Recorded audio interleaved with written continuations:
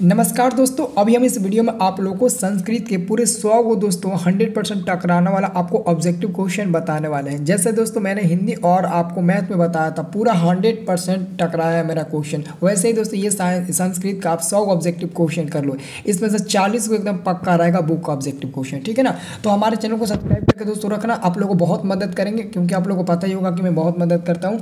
तो पहला number question पहले देख लीजिए, मंगलम पाठ के रचनाकार कौन है। दोस्तों मंगलम पाठ के रचनाकार कौन है, तो महर्षि वेद व्यास जी हो जाएंगे। आंसर आपका हो जाएगा पहला का डी नंबर। और दूसरा नंबर क्वेश्चन है, मंगलम पाठ कहाँ से संकलित है। दोस्तों मंगलम पाठ ना उपनिषद से संकलित है। आंसर आपका हो जाएगा दूसरा का सी नंबर मिल जाएगा। तीसरा नंबर क्वेश्चन है, पाटलिपुत्र वैभव पाठ के लेखक कौन है। पाटलिपुत्र वैभव पाठ के लेखक कौन है, आप लोग को याद है दामोदर गुप्त जी हो जाएंगे। कौन होंगे, दामोदर गुप्त जी हो जाएंगे। आंसर आपका हो जाएगा बी नंबर। दोस्तों अगर आप लोग हमारा व्हाट्सअप ग्रुप में नहीं जुड़े हो ना, तो जल्दी से जुड़ जाइए। ये मेरा मोबाइल नंबर है, नोट कर लीजिए 92445907 लास्ट में दोस्तों 99। इस नंबर को सेव कर लीजिएगा और व्हाट्सअप पर एसएमएस करिएगा हाय लिखकर। फ़ोन करिएगा तो नहीं लगेगा, व्हाट्सअप पर हाय या फिर हेलो लिखकर एसएमएस करिए, मैं आपको ग्रुप का लिंक दे देता हूँ और आप हमारा ग्रुप ज्वाइन कर लेना, ठीक है। अब दोस्तों अगला क्वेश्चन देखिए, संस्कृत साहित्य लेखिका पाठ के रचनाकार कौन है। संस्कृत साहित्य पाठ लेखिका पाठ के रचनाकार कौन है, पंडिता क्षमाराव हो जाएगा। Pandita Kshamarao, option number B हो जाएगा। संकट चरितम किन की रचना है दोस्तों, संकट चरितम तो पंडिता क्षमाराव जी हो जाएंगे। ऑप्शन नंबर बी हो जाएगा, इसे याद रखना। दोस्तों अगला क्वेश्चन है, सत्यग्राही गीता के रचनाकार कौन है। यहाँ तक सत्यग्राही गीता के रचनाकार पंडिता क्षमाराव जी हो जाएंगे। अगला क्वेश्चन, अलसकथा पाठ के रचनाकार कौन है, तो विद्यापति हो जाएंगे, विद्यापति। और विद्यापति एक मैथिली कवि थे। अलसकथा पाठ के पाठ किस ग्रंथ से संकलित है, पुरुष परीक्षा। ऑप्शन नंबर आपका 8 का हो जाएगा ए नंबर।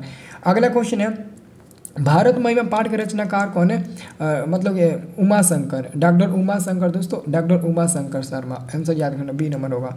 अब देखो अगला क्वेश्चन, दोस्तों अगला क्वेश्चन ध्यान से देखना, सब लोग अगला क्वेश्चन अच्छे से देखना और एक भी क्वेश्चन आप लोग छोड़ना मत, ठीक है ना। अब दोस्तों अगला क्वेश्चन ध्यान से देखिए, ये क्वेश्चन आपका भारत महिमा पाठ किस पुराण से संकलित है। भारत महिमा जो पाठ है ना, वो किस पुराण से संकलित है, आप लोग ठीक लगाना है, विष्णु पुराण से संकलित है। आंसर आपका होगा ए नंबर। नित्य शूल का पाठ के रचनाकार कौन है, विदुर जी हो जाएंगे। ऑप्शन नंबर ए होगा दोस्तों। अगला क्वेश्चन है, नित्य शूल का पाठ किस ग्रंथ से संकलित है, विदुर नीति से। आंसर आपका 12 का ए नंबर मिल जाएगा। अब 13 नंबर क्वेश्चन है, स्वामी दयानंद ने किस ग्रंथ की रचना किया था, तो सत्यार्थ प्रकाश। ऑप्शन नंबर 13 का ए नंबर मिल जाएगा। 14 नंबर क्वेश्चन है, मंदाकिनी वर्णम पाठ के लेखक कौन है। मंदाकिनी वर्णम पाठ के दोस्तों लेखक कौन है, तो महर्षि वाल्मीकि जी हो जाएंगे। महर्षि वाल्मीकि जी हो जाएंगे, आप लोग नाम याद रखें दोस्तों। अगला क्वेश्चन है आपका, मंदाकिनी वर्णम पाठ किस ग्रंथ से संकलित है, तो रामायण से। आंसर होगा आपका ए नंबर। अगला क्वेश्चन है, व्याघ्रपति कथा के रचनाकार कौन है, तो नारायण पंडित हो जाएंगे। अगला क्वेश्चन है, व्याघ्रपति कथा किस ग्रंथ से संकलित है, हितोपदेश। ऑप्शन नंबर आपका ए नंबर हो जाएगा। और हितोपदेश का जर्मन में अनुवाद किसने किया था, तो मैक्स मूलर ने किया था।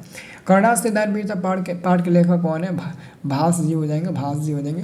कर्णास से दान वीरता पाठ के लेखक कौन है, भास जी हो जाएंगे, याद रखना। अगला क्वेश्चन आपका, कर्णास से दान वीरता पाठ किस ग्रंथ से संकलित है, कर्णभार। आपका आंसर हो जाएगा ऑप्शन नंबर ए हो जाएगा दोस्तों। ऑप्शन नंबर ए हो जाएगा कर्णभार, याद रखना दोस्तों, कर्णभार ऑप्शन नंबर ए होगा। अगला क्वेश्चन, हमारी भारत भूमि कैसी है, तो विशालाकार है दोस्तों, एकदम विशालाकार है। 20 का आंसर आपका मिल जाएगा बी नंबर। किसकी महिमा सर्वत्र गाई जाती है, तो भारत देश की महिमा सर्वत्र गाई जाती है। 21 का आंसर आपका डी नंबर मिल जाएगा। अगला क्वेश्चन है, देश में देवता बार बार जन्म लेना चाहते हैं, किस देश में देवता, तो हमारे भारत देश में देवता लोग भी बार बार जन्म लेना चाहते हैं। अगला क्वेश्चन है, किसके गीत देवता भी गाते हैं, तो भारतवर्ष के ना गीत देवता लोग भी गाते हैं। लोगों को कैसा जन्म प्राप्त करना चाहिए, तो भारत के दिल में, भारत के दोस्तों दिल में, याद रखना। अगला क्वेश्चन आपका, अगला क्वेश्चन ध्यान से सुनिएगा। अगला क्वेश्चन है, पुराण कितने होते हैं दोस्तों, पुराण कितने होते हैं, याद है तो किसी को पुराण कितने होते हैं, तो आप सभी को याद है दोस्तों, पुराण आपका 18 होते हैं। कब होता है, पुराण 18 होता है। आंसर आपका सी नंबर मिल जाएगा। पाटलिपुत्र नगर में क्या प्रसिद्ध है दोस्तों, पाटलिपुत्र नगर में क्या प्रसिद्ध है, तो आपका गोलघर प्रसिद्ध है ना, गोलघर आपका आंसर हो जाएगा। पाटलिपुत्र वैभव पाठ में किस नगर का वर्णन है दोस्तों, तो पाटलिपुत्र है। आंसर आपका हो जाएगा ऑप्शन नंबर बी हो जाएगा। अगला क्वेश्चन है, पाटलिपुत्र किस प्रांत की राजधानी है, तो बिहार राज्य की राजधानी है। 28 का आंसर ए नंबर मिल जाएगा। किसके समय में पाटलिग्राम स्थित था, तो चंद्रगुप्त नहीं, बुद्ध काल के समय में ना पाटलिपुत्र नहीं बल्कि पाटलिग्राम स्थित था। तो किसके समय में, आपका आंसर हो जाएगा दोस्तों ऑप्शन नंबर आपका सी नंबर। अगला क्वेश्चन है, किसने कहा कि भविष्य में पाटलिग्राम महानगर होगा, तो भगवान बुद्ध ने कहा था। आंसर याद रखना। अगला दोस्तों क्वेश्चन है साहित्य किस साहित्य ग्रंथ में पाटलिपुत्र का हजारों वर्ष का पुराना नाम वर्णित है? तो संस्कृत साहित्य में दोस्तों, संस्कृत साहित्य में। अगला क्वेश्चन है बुद्ध काल में पाटलिपुत्र नगर का क्या नाम था? पाटली का नाम दोस्तों, आंसर आपका होगा 32 का ए नंबर मिल जाएगा। अगला क्वेश्चन है यूनान का कौन राजदूत अपने स्मरण में पाटलिपुत्र का यात्रा किया था? मेगास्थनीस दोस्तों, ऑप्शन नंबर आपका डी नंबर हो जाएगा। ये पटना आया था मेगास्थनीस, जो यूनान का राजदूत था। और देखो अगला क्वेश्चन है सरस्वती का कुल ग्रह कौन सा महानगर है? तो पाटलिपुत्र, आंसर आपका हो जाएगा सी नंबर 34 का। 35 नंबर क्वेश्चन है परिभूत पुरंदर स्थानानुम की संज्ञा किसे दी गई है? तो आपका पाटलिपुत्र नगर हो जाएगा। कुसुमपुर एवं पुष्पपुर किसका प्राचीन नाम है दोस्तों? तो पाटलिपुत्र का ही दोस्तों प्राचीन नाम होता है। अगला क्वेश्चन है पटना का इतिहास कितना वर्ष पुराना है? तो 2500 वर्ष पुराना है, 2500 वर्ष, ऑप्शन नंबर ए हो जाएगा। अब देखिए दोस्तों अगला क्वेश्चन दोस्तों यहाँ पर ध्यान से देखना आप लोग को। अगला क्वेश्चन आप लोग का पटना नगर की पालिका देवी कौन दोस्तों? पटन देवी, आपका आंसर हो जाएगा ऑप्शन नंबर सी मिल जाएगा, पटन देवी हो जाएगा, ठीक है ना। अब दोस्तों अगला नंबर क्वेश्चन देखिए, तो आपका अगला नंबर क्वेश्चन नंबर 39 है दोस्तों। इसका आपका आंसर क्या मिलेगा दोस्तों? पटना नगर के मतलब पटना के किस दिशा में गंगा नदी बहती है? तो पटना किस दिशा में गंगा नदी बहती है? उत्तर दिशा में ना, उत्तर दिशा में आपका आंसर मिलेगा, ऑप्शन नंबर ए मिलेगा दोस्तों, ठीक है। अब दोस्तों अगला क्वेश्चन देखिए 40 नंबर क्वेश्चन है गंगा नदी के ऊपर पटना में किस सेतु का निर्माण हुआ है? गांधी सेतु का दोस्तों, गांधी सेतु का सी नंबर मिल जाएगा। अगला क्वेश्चन है गांधी सेतु किस महादेश का दीर्घतम सेतु है? तो एशिया महादेश का, ऑप्शन नंबर आपका ए नंबर मिल जाएगा। बिहार की राजधानी कहाँ है? तो पटना, ऑप्शन नंबर ए मिल जाएगा। अगला क्वेश्चन है गुरु गोविंद सिंह का जन्म स्थान कहाँ है? तो पटना में है दोस्तों, पटना में है, आंसर याद रखना। अगला क्वेश्चन सिख संप्रदाय के 10वें गुरु कौन थे? गुरु गोविंद सिंह थे, आंसर आपका हो जाएगा ऑप्शन नंबर ए हो जाएगा। किसके समय में नगर की शोभा और रक्षा व्यवस्था अत्यंत उत्कृष्ट था? चंद्रगुप्त मौर्य के समय में दोस्तों। अगला क्वेश्चन आपका है, अगला क्वेश्चन है कोमेदू महोत्सव किसके शासनकाल में मनाया जाता था? तो गुप्त शासनकाल में दोस्तों, गुप्त शासनकाल में मनाया जाता था, आंसर आपका होगा बी नंबर। कोमेदू महोत्सव किस ऋतु में मनाया जाता था? तो वसंत ऋतु नहीं, शरद ऋतु, आपका ऑप्शन होगा आपका डी नंबर। अगला क्वेश्चन है कूटनीतम काव्य के कवि कौन है? कूटनीतम काव्य के कवि हो जाएंगे दोस्तों दामोदर गुप्त। और अगला आपका क्वेश्चन है 49 नंबर कि काव्य मीमांसा नामक ग्रंथ किनकी रचना है? तो राजशेखर जी हो जाएंगे, आंसर आपका हो जाएगा बी नंबर दोस्तों। और राजशेखर ने ही अपने काव्य मीमांसा नामक बुक में बताया था कि पटना जो है ना वो शिक्षा का प्राचीन केंद्र है। यहाँ पर अनेक विद्वान जन्म लिए हैं और अनेक विद्वान बाहर से आकर पटना के संस्कृति एवं कल्चर के बारे में विस्तृत रूप से वर्णन किया है, इन्होंने ही कहा था। यूनान का राजदूत कौन था? मेगास्थनीस था, ये भी आया था और इसका भी वर्णन उन्होंने किया था। राजशेखर की कौन सी रचना है? काव्य मीमांसा दोस्तों, राजशेखर की रचना कौन सी हो जाएगा? काव्य मीमांसा। अलस कथा के रचनाकार कौन है दोस्तों? विद्यापति हो जाएंगे। अब देखो अलस कथा किस ग्रंथ से संग्रहित है? पुरुष परीक्षा, आंसर मिलेगा। अलस कथा क्या शिक्षा देती है? दोषनीकरण की शिक्षा देती है। अलस कथा पाठ किसकी शिक्षा देती है? दोषनीकरण की शिक्षा देती है, आंसर आपका मिलेगा 54 का ए नंबर मिलेगा। अगला क्वेश्चन आपका है, अगला क्वेश्चन है अलसाला में आग क्यों लगाई गई? आलसियों की परीक्षा लेने के लिए, अलसाला में आग लगाई गई, आंसर आपका दोस्तों मिल जाएगा बी नंबर। अब दोस्तों अगला क्वेश्चन है अलसाला में आग लगने पर भी कितने लोग नहीं भागे थे? 4 लोग नहीं भागे थे, आंसर याद रखना। अगला क्वेश्चन है आलसियों के सुख को देखकर कौन बनावटी आलस दिखाकर भोजन ग्रहण करने लगे? तो धूर्त आलसी, आंसर हो जाएगा सी नंबर। अगला क्वेश्चन है चारों आलसियों को किसने निकाला? तो एक नियोगी पुरुष ने निकाला था चारों आलसियों को बाहर। चारों आलसियों को कैसे बाहर किया गया? तो केस पकड़कर, यानी कि बाल पकड़कर, केस नहीं तो बाल पकड़कर, ठीक है ना। और देखो वास्तविक आलस्य की संख्या कितना था? 4 को ना, वो 4 को आलसी थे ना, मेन 4 को आलसी थे। अगला आपका क्वेश्चन है नीतिकार आलस्य को क्या मानता है? सबसे बड़ा शत्रु। नीतिकार आलस्य को सबसे बड़ा शत्रु मानता है। सबसे बड़ा शत्रु क्या है दोस्तों? आलस्य सबसे बड़ा शत्रु होता है। देखिए अगला क्वेश्चन आपका है भूख की अग्नि से पीड़ित होते हुए कौन कुछ नहीं करता है? तो आलसी लोग कुछ भी नहीं करते हैं। अब दोस्तों अगला क्वेश्चन है आपका वीरेश्वर नामक मंत्री कहाँ का रहने वाला था? मिथिला का रहने वाला था ना, आंसर आपका दोस्तों डी नंबर मिल जाएगा। अगला क्वेश्चन है धूर्त कृत्रिम आलस्य दिखाकर क्या ग्रहण करते थे? भोजन, ऑप्शन नंबर आपका सी नंबर मिल जाएगा। विद्यापति कौन थे दोस्तों? विद्यापति एक मैथिली कवि थे, आंसर आपका हो जाएगा सी नंबर। अगला क्वेश्चन है मिथिला का मंत्री कौन था दोस्तों? वीरेश्वर, ऑप्शन नंबर आपका हो जाएगा, ऑप्शन नंबर आपका देखो डी नंबर होगा जो सी नंबर के स्थान पर आ चुका है, आप लोग देख लीजिए, ठीक है ना, सब लोग देख लीजिए। अब दोस्तों अगला क्वेश्चन देखिए ध्यान से। अगला क्वेश्चन आपका है गंगा देवी का समय क्या था दोस्तों। गंगा देवी का समय 14वीं सदी चल रहा था। अगला क्वेश्चन गंगा देवी किसकी रानी थी। कंपा राय की रानी। कंपा राय दिया ना, ऑप्शन में आपका हो गया 71 का ए नंबर मिल जाएगा। अब देखो अगला क्वेश्चन आपका है कि गंगा देवी किस काव्य की रचना किया था। मधुरा विजय नामक ग्रंथ की उन्होंने रचना किया था। 72 का आंसर डी नंबर मिल जाएगा। 73 नंबर क्वेश्चन है वनमाला भावलकार किस काल की संस्कृत कवियत्री थी।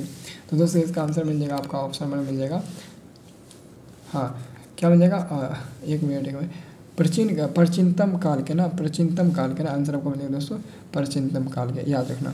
अब देखो अगला क्वेश्चन वर्तमान काल की संस्कृत लेखिका कौन है। तो पंडिता छमाराव हो जाएंगे। कौन होगा दोस्तों, पंडिता छमाराव। कौन होगा दोस्तों वर्तमान काल के, तो वर्तमान काल के पंडिता छमाराव नहीं होंगे। पंडिता छमाराव दिया ही नहीं है, मिथिलेश कुमारी मिश्र ऑप्शन में होगा, ऑप्शन में सी हो जाएगा। अगला क्वेश्चन है वरदाम्बिका परिणय किसकी रचना है।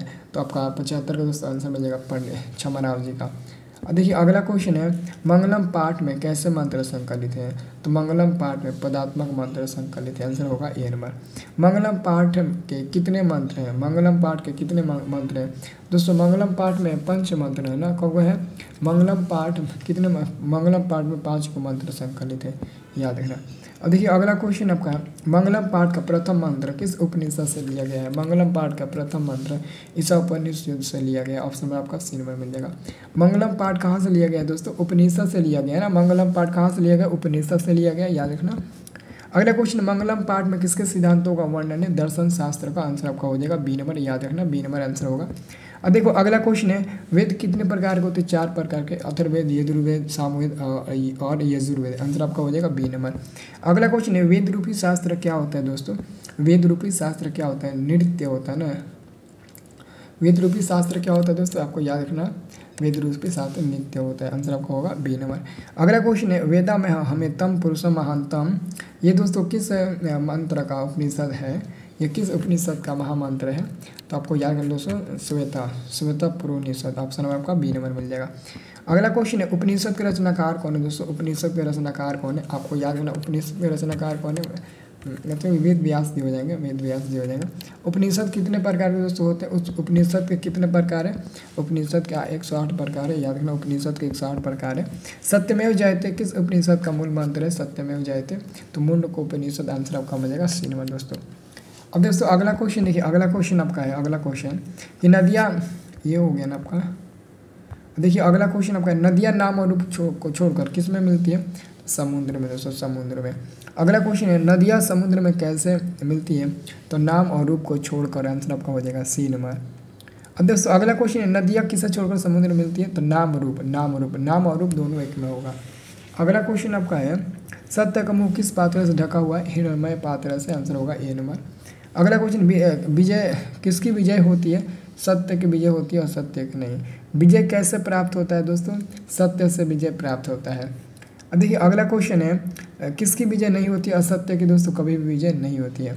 अब देखो अगला क्वेश्चन अणो अणियान महतो महिमान मंतमना किस उपनिषद का महामंत्र है। तो आपका मिल जाएगा दोस्तों 294 का आंसर याद रखना, ऑप्शन में आपका होगा कठोपनिषद हो जाएगा। क्या हो जाएगा, कठोपनिषद, यानी कि बी नंबर हो जाएगा आंसर। अगला कुछ हिरणमय पात्र लें दोस्तों, इसका आंसर क्या होगा बी नंबर। 95 का आंसर हो जाएगा, ऑप्शन नंबर ए होगा हिरणमय पात्र, यानी कि पहला मंत्र है उपनिषद, ऑप्शन नंबर ए मिल जाएगा। अब दोस्तों अगला क्वेश्चन आपका 96 नंबर, ये क्वेश्चन है हिरणमय पात्र से किसका मुँह ढका हुआ है, सत्य का। और अगला क्वेश्चन है यह संसार किसके द्वारा अनुशासित है, परमात्मा के द्वारा दोस्तों, ऑप्शन नंबर आपका होगा ए नंबर। ऋषियादि प्रेरित को क्या कहा जाता है, कृतक कहा जाता है ना, कृतक आपका 98 का मिल जाएगा दोस्तों, सी नंबर मिल जाएगा। दोस्तों अगला क्वेश्चन आपका प्राणी की हृदय रूपी गुफा में कौन विद्यमान है दोस्तों, आत्मा, याद रखना आत्मा विद्यमान है। अब देखिए अगला क्वेश्चन आपका है महान सभी महान क्या है दोस्तों, आत्मा है, तो आत्मा। तो 100 मैंने क्वेश्चन करा दिया, अच्छे से इसको एकदम याद करना, 100% दोस्तों टकराने वाला ऑब्जेक्टिव क्वेश्चन है। सब लोग चैनल को सब्सक्राइब करके जाकर हमारा व्हाट्सएप ग्रुप ज्वाइन कर लीजिए, मैंने आपको ऑलरेडी नंबर दे ही दिया, ठीक है।